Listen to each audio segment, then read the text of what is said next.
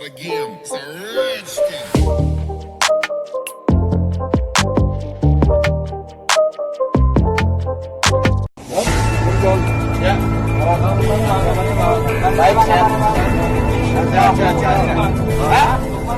John Refra atau biasa dikenal dengan nama John Kay ditetapkan sebagai terpidana kasus pembunuhan bos Sunextell Tan Haritantono pada 2013 lalu.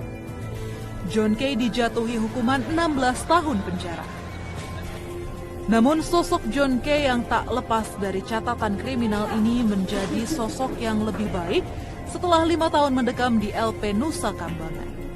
Akhirnya pada Desember 2019, John Kay bebas bersyarat. Baru-baru ini John Kay kembali terjerat kasus kriminal.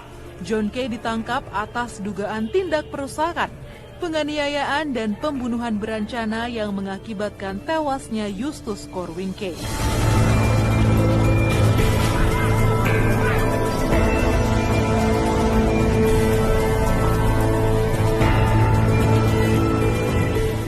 Siapa sebenarnya sosok John Kay? Berikut perjalanan hidupnya. John Kay dilahirkan di Pulau Kay, Ambon, Maluku pada tanggal 10 September 1969. Ayah ibunya petani. John Kay menjalani masa kecilnya yang pahit karena harus hidup dalam kemiskinan. Karena keadaan keluarganya yang miskin, John Kay sering dibuli. Tak kuat terus-menerus dibuli, akhirnya John melawan dan kerap terlibat dalam perkelahian. John Kay yang menginjak usia 18 tahun kemudian merantau untuk mengadu nasib ke Surabaya dan Jakarta. Petualangan John Kay di dunia hitam dimulai pada tahun 1992 saat ia bekerja sebagai security di sebuah tempat hiburan malam. Dalam menjalankan profesinya, John Kay sering terlibat dalam sejumlah keributan di tempatnya bekerja. Tak lama kemudian nama John Kay berkibar dan menjadi sosok yang ditakuti di Jakarta. Pengikut setianya pun semakin banyak yang dikenal sebagai kelompok Kay. John Kay dikenal sebagai salah satu mafia di ibu kota. Namanya kerap kali menghiasi media massa pada awal 2000-an bersama dengan kelompok Basri Sangaji dan juga Hercules. Sampai akhirnya John Kay terjerat kasus pembunuhan bos PT Sunextell Indonesia Tan Haritantono alias Ayung pada Januari 2012 silam. John Kay dinyatakan bersalah dan divonis dengan hukuman 12 tahun penjara. Mahkamah Agung kemudian memperberat vonis John Kay menjadi 16 tahun penjara pada pertengahan 2013 lalu. John Kay pun menjalani hukuman di Lapas Permisan Nusa Kambangan, Jawa Tengah. Selama di Nusa Kambangan, John Kay ditempatkan di blok khusus bagi narapidana yang dianggap beresiko tinggi selama 3 bulan lamanya. John Kay yang dikenal kejam ini kemudian berubah menjadi sosok yang lebih baik. Perubahan itu terjadi setelah ia menjalani masa hukuman selama hampir 6 tahun di LP Nusa Kambangan. Dalam masa tahanan, ia mengaku menghabiskan waktunya dengan membaca, beribadah, dan mengaku menyesal akan perbuatannya. Bahkan ia menjadi pendeta dan memberikan pencerahan bagi narapidana lain. John Kay kemudian mendapat pembebasan bersyarat berdasarkan surat keputusan Menteri Hukum dan HAM RI dengan nomor PAS 1502 PK 010406 tahun 2019 tanggal 23 Desember 2019. Direktorat Jenderal Pemasyarakatan Kementerian Hukum dan HAM menyatakan John Kay menjalani pembebasan bersyarat sejak Kamis 26 Desember 2019 lalu. Selama menjalani pidana, John Kay mendapat remisi sebanyak 36 bulan 30 hari.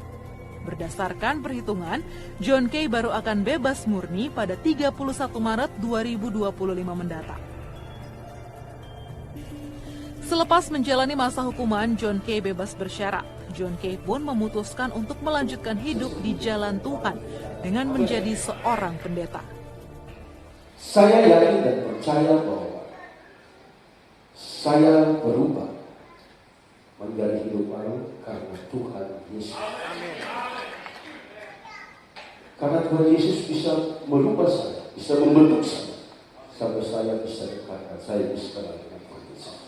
Dan Tuhan Yesus sangat baik. Dan pertama-tama saya berdiri di tempat ini, saya mengucap syukur dan berterima kasih kepada Tuhan. Dan kedua, saya bangga dan yang tak terhingga kepada istri saya dan anak-anak saya. Karena Tuhan telah memberi hati pejuang, hati yang kuat kepada istri saya dan anak-anak saya. Walaupun saya 8 tahun kurang, 7 tahun 10 bulan, mereka tetap setia dan mendukung saya sampai saya bebas. Dan itu semua karena anugerah Tuhan. Kalau tanpa kasih dari anugerah Tuhan, bisa saja saya pada saat saya bebas, anak dan istri saya semua ada di rumah, tinggal saya sendiri. Tetapi saya yakin dan saya percaya bahwa saya punya Tuhan yang sungguh luar biasa, Tuhan yang begitu dasar, Tuhan yang begitu mulia, Tuhan yang menyelamatkan semua orang. Dan saat seharusnya saya bebas tanggal 9 hari bulan Januari. Tetapi pada saat saya tanggal 24 dan 25 tiba-tiba saya dipanggil sama administrasi. Bu, hari ini tanggal 25 harus bebas. Wah. Katanya tanggal 9. Enggak, ini hitung-hitungannya pas tanggal 25 Desember. Saat itu saya sangat bersukacita dan aku. Karena saya harus ketemu tanggal 9 untuk maju tanggal 25 Desember. Nah, saya menduga kenapa saya sampai bisa bebas tanggal 25 Desember. Saya tidak percaya bahwa itu rencana Tuhan. Dan itu Tuhan yang menentukan bahwa saya harus bebas tanggal 25 Desember. Nah, saya menduga tanggal 25 Desember saya bebas, berarti saya yakin dan percaya bahwa saya bebas pada saat Yesus lahir. Karena Yesus lahir untuk menyelamatkan semua manusia yang dibawa ke langit ini. Bagi yang percaya, dia selamat. Amin.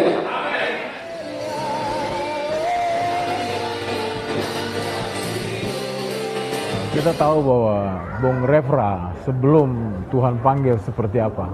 Saya rasa Jakarta, Indonesia pun tahu dia seperti apa. Hari ini kita lihat sendiri bahwa Bung Refra jadi berkat. Jadi berkat untuk bangsa, jadi berkat untuk gereja, jadi berkat buat komunitas, jadi berkat buat teman-teman. Teman-teman yang dulu kacau, teman-teman yang dulu brengsek, amburadul, saat ini mereka melihat dengan mata kepala sendiri bahwa kalau ketika Tuhan merubah seseorang yang dikatakan tidak mungkin bisa bertobat, tetapi kalau Tuhan sudah naksir, Tuhan sudah cinta, Tuhan sudah pilih, itu tidak ada yang tidak mungkin.